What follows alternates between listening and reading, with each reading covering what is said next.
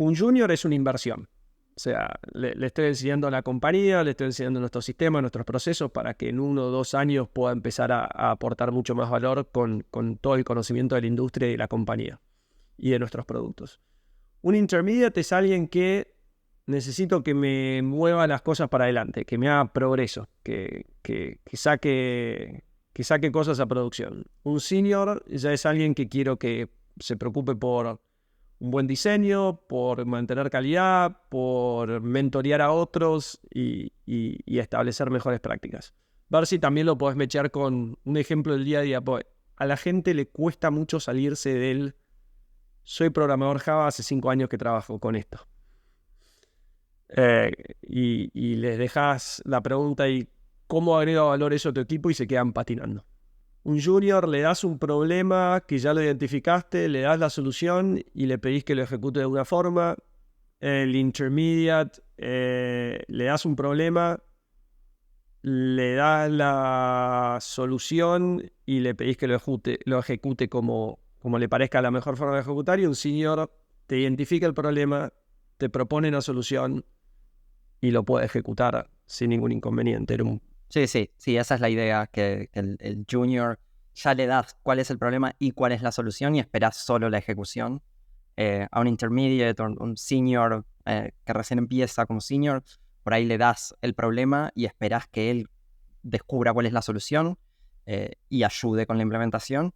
Y alguien senior para arriba, vos estás esperando que encuentre cuáles son los problemas que hay que solucionar. Y dependiendo cómo sea el resto del equipo, por ahí trabaja con los seniors en pensar cuál es la solución, en diseñar la solución y después acompañar durante la ejecución. Esos es como los 3 niveles que yo veo en general que funcionan. ¿Cómo está conformado el equipo de trabajo donde vos laburás? Es bastante raro, tenemos varios staff que se llaman en mi empresa, que son de senior para arriba. Creo que somos 4. Y después tenemos otros 3 o 4 que son intermediate y algún junior que recién está empezando. Y mi equipo trabaja en Developer Productivity, somos interno, que desarrollamos las herramientas para que el resto de los ingenieros en la empresa puedan trabajar. Así que nuestros usuarios son 100% internos. Y una de las cosas por las cuales tenemos tantos staff level es que justamente necesitamos identificar cuáles son los problemas a solucionar. Como que tenemos que estar ahí escuchando al resto de la empresa, entendiendo cuáles son los problemas que están teniendo y recién ahí empezar a pensar en soluciones en vez de ser de la otra forma, lo que hace que necesites una gran cantidad de staff que pueden con solo hablar con gente o escuchar o ver. Estamos todo el tiempo en Slack viendo qué es lo que la gente se está quejando y qué es lo que están pidiendo y qué es lo que necesitan, y así identificamos los problemas. Qué interesante lo que me decís, porque justamente vos estás viendo cómo ayudás a los equipos de desarrollo de una compañía a ser más productivos y a darles soluciones para que puedan ser más productivos. Con lo cual, con esto que yo planteaba de cómo una persona agrega valor específicamente en un puesto de desarrollo de software, si vos participás de los procesos de entrevista, ¿entrevistás gente? Perfecto. Te puedo pedir si me puedes dar un ejemplo de cómo un junior te puede agregar valor a un equipo, ¿no? Porque, de vuelta, los juniors creo que son los que más complicados la tienen, porque es como que no tienen una noción de todo el ecosistema de desarrollo de software, de las complejidades que hay, porque nunca se expusieron. Entonces es mucho más difícil encontrar cómo yo te puedo solucionar problemas y agregar valor si nunca lo viví todavía. ¿Me puedes dar un ejemplo de cómo crees que un graduado, un junior con muy poca experiencia o limitada experiencia puede agregarte valor? ¿O qué es lo que vos esperarías de un junior? Creo que hay 2 cosas que a mí me gusta mucho trabajar con juniors. La primera es que en general vienen con mucha energía y con muchas ganas de hacer las cosas y les mostrás cómo hacer algo, como están súper emocionados y contentos con, estoy aprendiendo algo nuevo, estoy siendo más productivo. En general, a medida que van pasando los años, cada uno se normaliza cuál es su forma de trabajar y le cuesta más cambiar. Y en cambio en junior absorben mucho más ese tipo de cosas y hacen que por ese motivo pueden trabajar más rápido incluso. Porque se pueden adaptar mucho más fácil, no están set on their ways, como no están solidificados. Entonces eso está muy bueno. Y esto depende de cuál es el background que tengan y de dónde vienen, pero en general alguien que recién viene de academia, que sale de la universidad, por ejemplo, viene con un montón de conceptos muy frescos en cuanto a algoritmos, en cuanto a estructuras de datos y todo eso, que por ahí yo tengo la experiencia y lo recuerdo, pero me tengo que sentar y acordarme cómo funcionan algunas cosas, y la gente que viene recién de la universidad viene muy rápido con eso. O si hicieron un bootcamp o lo que sea, es como que vienen con los Perfecto. Ahí te voy a pedir un paso más para poder dar un ejemplo. Ese es un ejemplo que si yo estoy entrevistando y estoy entrevistando a un junior y el junior me dice, no, yo te puedo agregar valor porque acabo de graduarme y tengo muy frescos conocimientos de algoritmo, conocimiento de estructura de datos, de sistemas, lo que sea que fuera que uno aprende en un bootcamp, en la universidad o por su cuenta si es que aprendió algo puntual. ¿Cómo se diferencia de la persona de al lado que se acaba de graduar de lo mismo? Exactamente eso, ¿cómo lo pueden implementar para ayudarte a vos que lo tenés más oxidado porque hace mucho que no lo ves quizás en el día a día? Creo que la diferencia ahí, y esto aplica a junior como aplica a un intermedio, como aplica a un senior, para todos es lo mismo. Al final del día, yo lo que siempre digo es que la parte de escribir código es la más fácil. Y ahora encima con todo lo que tenemos en inteligencia artificial y GitHub Copilot, por ejemplo, o ChatGPT que te ayudan a hacer esa parte, el valor del código en sí para mí es cada vez menor, y en lo que realmente hacen una diferencia es la capacidad de comunicarse, de hablar con otros, de si yo te explico cuál es la solución que quiero implementada, de poder absorber eso rápidamente y ir y implementarlo. Es más esa parte de coordinación y de comunicación que del código en sí.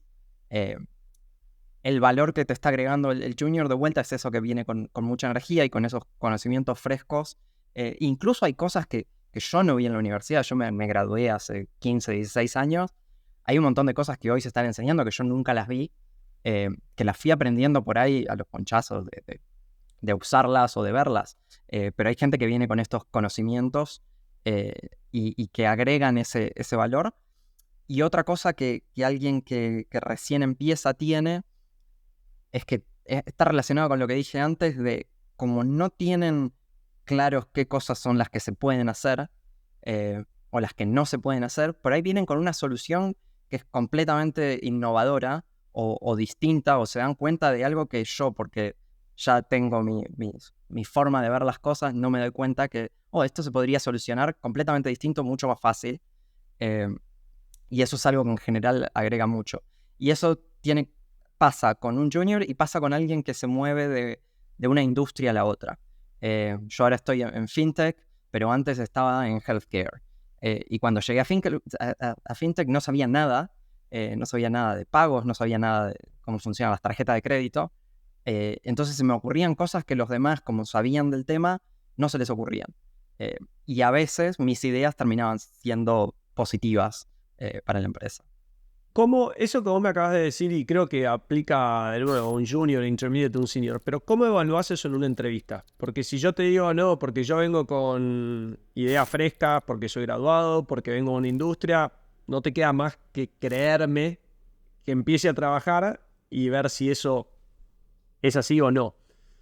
Por lo general, ¿cómo lo evalúas vos en una entrevista? Que alguien te diga, o sea, ¿qué ejemplo esperarías o cómo lo podrías validar en una entrevista de trabajo para saber si ese conocimiento y esa perspectiva distinta puede traer valor? El cínico en mí va a hablar un poco, pero eso es verdad de los dos lados, ¿no? Cuando vas a una entrevista, yo como entrevistador, lo único que veo son los 45 minutos, una hora que estoy hablando con vos, y vos sobre la empresa estando afuera ves solo lo que yo te estoy contando.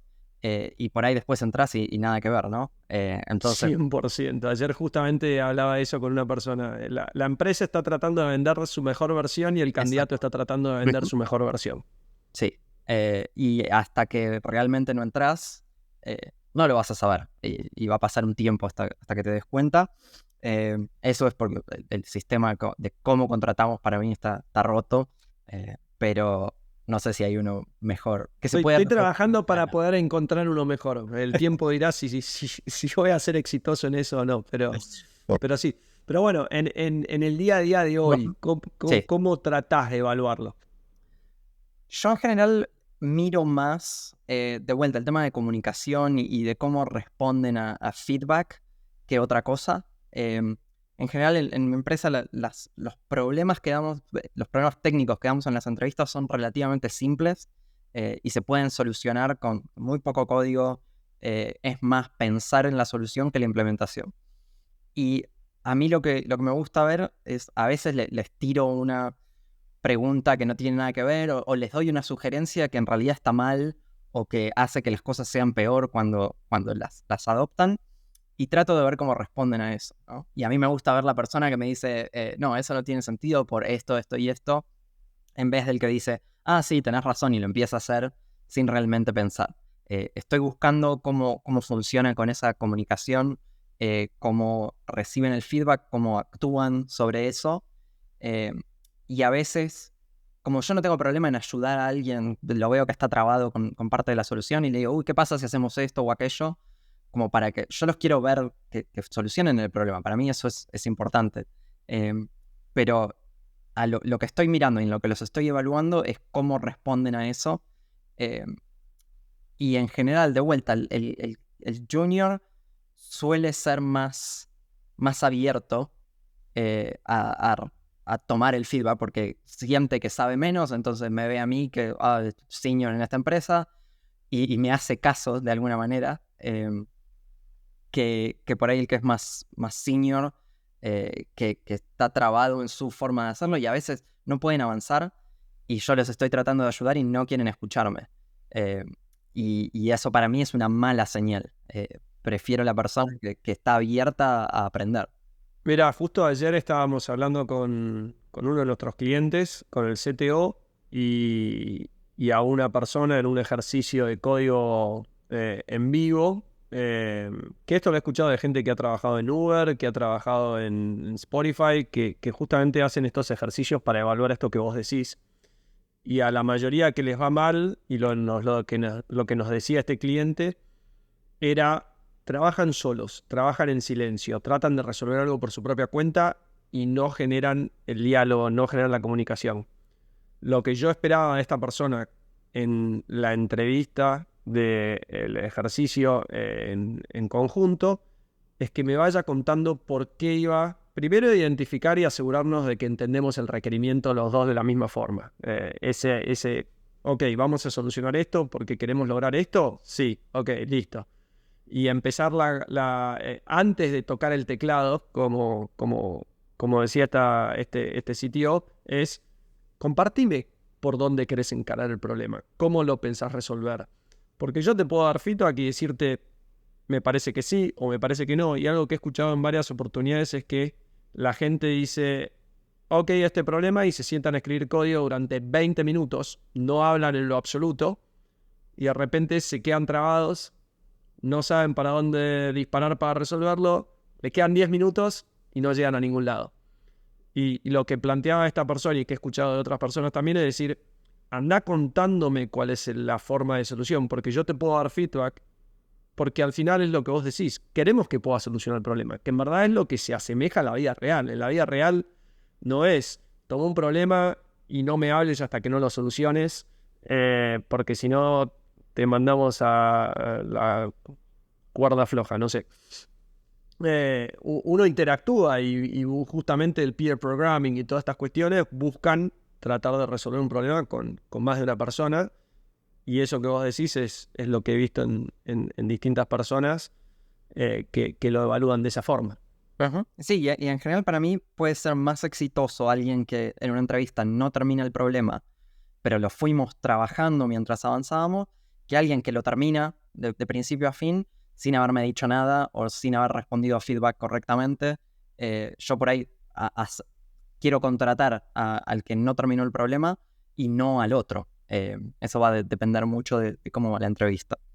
Una de las cosas que también he hablado que no sé si lo ves de la misma forma que he hablado con otras personas que están involucradas en el proceso de contratación, es una persona que, y acá está la diferencia quizás entre un junior y un senior, es cuándo escalar un problema. El junior, el problema que puede tener es que si quiere resolverlo solo y no escala el problema y después se manda una macana, si es que tuviera las credenciales para poder hacer la macana, que ese ya sería un problema de estructura también, o de permisos. Si no sabe, se puede mandar a mandarse una macana y que sea más difícil solucionarlo. O muchas veces, si no sabe cuándo escalar, quizás está preguntando cosas que vos decís, no, pero esto acá sí, equivocate y resolvelo vos solo. Y con el senior lo que pasa muchas veces es de vuelta, ¿no? Por no querer escalar algo, terminan resolviendo algo por su propia cuenta que después se desencadena en un problema mucho más grande, en vez de decir, bueno, mira, estoy haciendo esta solución de esta forma, va por acá, va por allá, queda el espacio abierto a que se haga de mejor forma o que se evite algo que podría ser un problema mucho más grande. Sí, eso es algo que yo siempre en mis equipos trato de generar una cultura de preguntar. Para mí es mucho mejor que alguien pregunte algo que para el resto sea una obviedad, que no lo pregunte y siga trabajando con la cabeza gacha y siga tratando de hacer cosas. Entonces, yo muchas veces pregunto, como para generar esta cultura, se me ocurre algo y pregunto, che, ¿por qué no hacemos esto? ¿Qué pasaría si hiciéramos esto? Y eso ayuda a que todos se sientan mucho más cómodos y tranquilos preguntando. Y tengo muchas veces one-on-one, me junto con la gente de mi equipo y siempre les estoy preguntando, ¿cómo va tu proyecto? ¿Hay algo con lo que estás trabado? Que eso en general, los equipos que usan Agile tienen su stand-up todos los días, donde supuestamente se preguntan estas cosas y se dicen, pero muchas veces, como vos decís, para algunos es difícil preguntar y prefieren, voy a quedar como un tonto si pregunto esto, o va a quedar como que no sé lo que estoy haciendo. Entonces trato de dar espacios también en privado para que puedan hacer esas cosas y sentirse más cómodos. Voy a cambiar la pregunta y ya con esto voy terminando de preguntas de mi lado, por lo menos. Después voy a dejar el espacio a ver si vos querés agregar algo que no te haya preguntado, pero ¿cuáles son los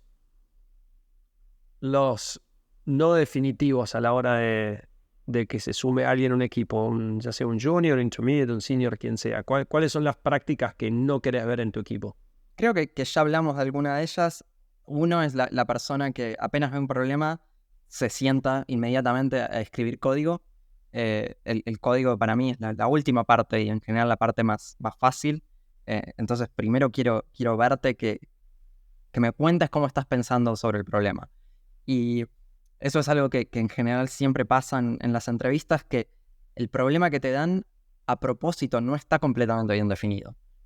Y esperamos que vos preguntes para descubrir esos corner cases. Ni siquiera corner cases, a veces es ¿qué pasa si en la mitad de los casos no va a funcionar? ¿Qué hacemos con eso? Entonces quiero ver gente que pregunta sobre eso. Y la otra es... lo que pasa que es más subjetivo, pero la persona que escribe código que es completamente complicado y todo en un solo lugar, como meter todo en una función o no usar nombres descriptivos, que son cosas que para mí hablan de que no tenés las ideas bien organizadas en tu cabeza, entonces el código después no está organizado. Entonces, si veo un código desorganizado, a mí me hace pensar que no sabes exactamente lo que estás tratando de hacer. Entonces esa es otra de las cosas que, de vuelta, es algo que yo puedo dar feedback durante la entrevista. Si veo a alguien que terminó todo el código rápidamente y funciona, digo, bueno, a ver, ahora si esto fuese código que va a producción, ¿qué cambios harías? Y no les digo que me parece desorganizado, solo pregunto porque a veces uno en el contexto de la entrevista está apurado y dice, bueno, primero quiero tener algo que ande. Bueno, perfecto. ahora que ya anda, ¿qué harías para que esto sea, que pueda ir a producción y que sea un código del que estés orgulloso? Y la persona que no se le ocurre nada sobre cómo mejorar dice, no, esto está perfecto, eso para mí es un red flag. Incluso si su código ya está bien y le pregunto qué mejoraría y no me sabe decir nada, también es algo que me parece que falta un poco de introspección y autocrítica, y eso esperaría verlo también, y me gusta trabajar con gente que es capaz de hacer eso. Mentí, te dije que era la última pregunta, se me acaba de ocurrir una nueva. Si tenés tiempo, no sé si tenés tiempo. En Dale. los papeles, Ajá. esto no es tan complicado, ¿no? En la teoría es, ok, listo, bueno, aprendo esto, hago lo otro, estoy abierto, hago retrospectiva, eh, veo que tengo que mejorar, pregunto, ¿por qué no pasa? Porque no pasa esto muy seguido de que la gente tiene este approach hacia el trabajo, y muchas veces hablaba hace un rato con un CTO de que me decía, no sé por qué nosotros en tecnología siempre, las personas que trabajamos en tecnología, es como que queremos destacar por ser el mejor en algo, Ajá. puntualmente, y a veces nos falta esa humildad, dicho por él, no por mí. ¿Por qué no pasa esto de que la gente no genere estos espacios para con ellos mismos? Casi que voy a entrar en el campo de la psicología cuando hablo de esto, ¿no? Pero creo que hay dos cosas. Uno es el síndrome del impostor, que la gente siente que, como no se siente seguro uno mismo sobre lo que está haciendo, necesita mostrar para afuera que sí lo está. Y si vos, supuestamente, si vos estás seguro de las cosas, no tenés que andar preguntando o haciendo autocrítica, porque vos estás seguro de lo que estás haciendo. Y entonces tenemos como esa debilidad de, como no quiero mostrar que por ahí no estoy seguro, no digo nada. Y otro, eso creo que es de la persona hacia afuera. Y del otro lado está de la empresa o del equipo hacia adentro, que es no dar estos espacios para permitir que la gente se equivoque. O que pregunte o lo que sea. Y hay distintas técnicas y herramientas que he visto a gente usar. Yo estaba en un momento trabajando en una empresa que lo que hacíamos era, durante la reunión semanal de toda la empresa, de toda una empresa que todavía estaba en un tamaño que podía hacer eso, que podían juntarse todos en un gran salón, y había un espacio que era explícitamente para que la gente pueda levantarse y decir un error que había cometido durante el día. Entonces uno levantaba la mano, contaba su error y todo el mundo aplaudía. Y lo que estábamos aplaudiendo obviamente no era el error, sino que estábamos diciendo, está bien venir y contar cuál es el problema. Y de esa manera empezás a generar una cultura donde está bien equivocarse. Obviamente está bien equivocarse si aprendiste algo y no volvés a cometer el mismo error, ¿no? La persona que borra la base de datos de producción 3 veces es un problema. Pero si lo hiciste una vez y tenemos un proceso alrededor para recuperarla, no pasa nada, aprendimos, incluso por ahí mejoramos la seguridad, los permisos o lo que sea, y listo. A mí me pasó, yo una vez borré el 50% de una base de datos de producción, y me dio la oportunidad de recuperarla, y además mejoré el proceso para que no vuelva a pasar y para que la recuperación de los datos a posteriori sea más fácil. Entonces, es importante las dos partes, ¿no? Celebrar la posibilidad de hablar sobre los errores que cometemos, pero después que eso signifique una mejora para la persona, para el equipo y para la empresa. Voy a cumplir con mi promesa, no te hago más preguntas. Mariano, de vuelta, muchísimas gracias por tu tiempo. Creo que esto que hablamos a mí no me deja de sorprender en espacios de Reddit o distintos lugares, cómo estas cosas que hablamos no están claras para, te diría, la mayoría de la gente. Con lo cual creo que está buenísimo que profesionales como vos en el área puedan dar estos ejemplos para que, ya sea gente que es nueva, que está empezando los primeros pasos en la carrera, o gente que no tuvo la oportunidad de trabajar con gente como vos, o en organizaciones donde se generen estos espacios y estas mejores prácticas, pueda aprenderlo, porque, como bien dijiste, con la inteligencia artificial cada vez más va a haber herramientas que nos ayudan a resolver cuestiones más bien técnicas, pero toda esta parte que es más, por decirlo, no una técnica que se implemente y punto, sino que son más cuestiones de relaciones, de comunicación, de aceptación, de apertura, y de poder identificar y pensamiento crítico, pensamiento analítico, y poder de influencia, es donde va a estar o sea, la gente que pueda seguir progresando en su carrera y pueda mantenerse empleable. Se va a necesitar de todo esto, y creo que justamente genera el espacio para comunicarlo para el que no haya tenido la oportunidad de cruzarse con estas formas de trabajo. Sí, creo que eso va a ser lo que haga la diferencia de acá a 5 o 10 años. Saber escribir código no va a ser una diferencia para nada, porque eso creo que va a ser solucionable. Lo que tenés que ver es qué código escribir y por qué. Y esa es la parte donde creo que... Y yo una vez, no me acuerdo ahora, tengo en LinkedIn un post donde digo, lo que hacemos nosotros no es escribir código, lo que hacemos nosotros es desarrollar soluciones. Y el código es la herramienta que usamos, y a veces la herramienta es no usar código, hay otra cosa que tenés que hacer. Y lo que está pasando es que esa herramienta, que es la parte del código, es algo que ahora hay otra herramienta que lo va a generar. Pero la solución de problemas va a seguir estando. Eso es lo que creo que la inteligencia artificial todavía está bastante lejos de poder solucionar.